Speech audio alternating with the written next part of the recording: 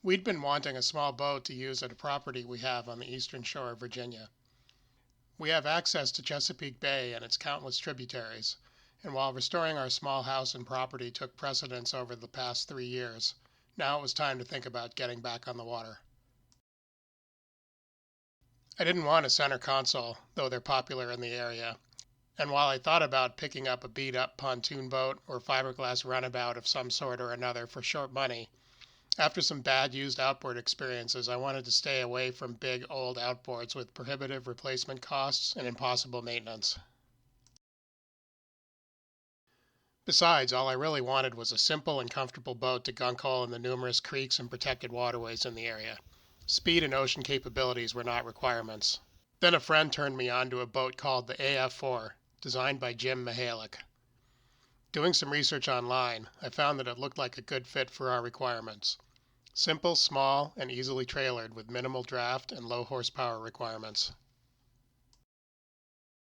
It's a basic plywood flat-bottomed skiff shape, designed to be built with normal lumberyard materials, but with the unique addition of the Phil Bolger-inspired so-called birdwatcher slot in the foredeck that allows users to comfortably and safely walk the length of the boat. Most of these sister ship photos show the regular 18-foot version, but there's also an enlarged 21-foot version, shown here in the only picture I could find online, and that's the one I decided to build myself. So I ordered the plans and got ready for the build.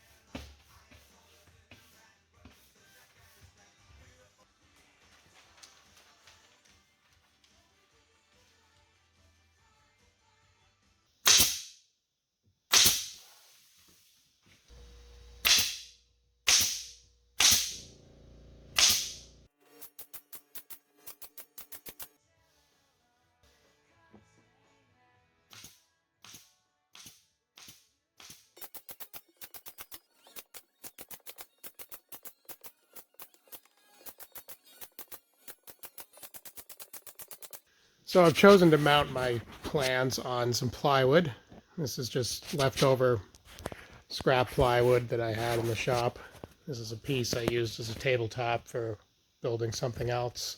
And it's as good as used for this as anything.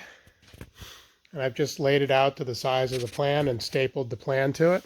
This way I can mount this up on the wall at a good height so it'll be there for easy reference and hopefully take better care of the plans than just having it stapled to the wall.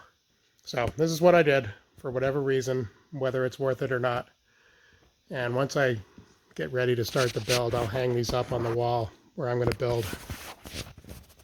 And that way I can refer to them easily and take measurements, whatever I have to do.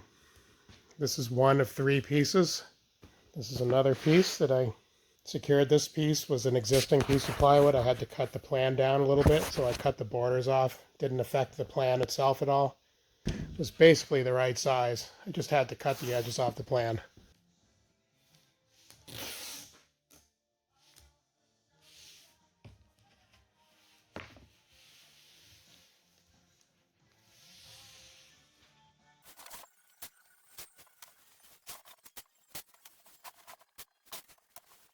Trying out a new video camera here.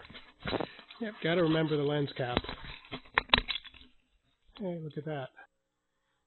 So I took the plans and mounted them on plywood, and I've hung them up here next to where I plan to build this boat, just for ready reference. Nice and flat, easy to read. And I've got a third one over here. I didn't have room over there, but this is just the plywood layout, like what pieces and parts come off of each piece of plywood. So that's just general reference. But these ones over here are the actual building plans that I'll have to refer to. So I've got them nice and convenient, hopefully. But the basic set of plans is 4 pages. It's a list of instructions, more or less, and then these 3 pages of plans. Now, I had them printed out 3x4. They come in PDF format. This design is intended to be built with regular lumberyard materials, but I immediately decided it was worth it to upgrade the plywood to okume, which I knew would make a much better build than the regular void-filled lumberyard plywood, which seems to soak up epoxy like it's its job. I briefly considered using a better boat building wood for the various interior components of the construction, something like mahogany, but I quickly decided against it. The costs were prohibitive, and the whole point was to keep the investment small. After all, I just wanted a simple but unique boat for our boating program. And this was both. And if I lost sight of what the boat was designed to be, then I was building the wrong boat. So I got over myself and made plans to use lumberyard wood for the basic framing called for in the plans. Working off the plans and spec sheet, I made up a basic materials list and ordered enough 1x pine and 2x lumber for the boat. Coming up next time, I get started on the build. Thanks for watching.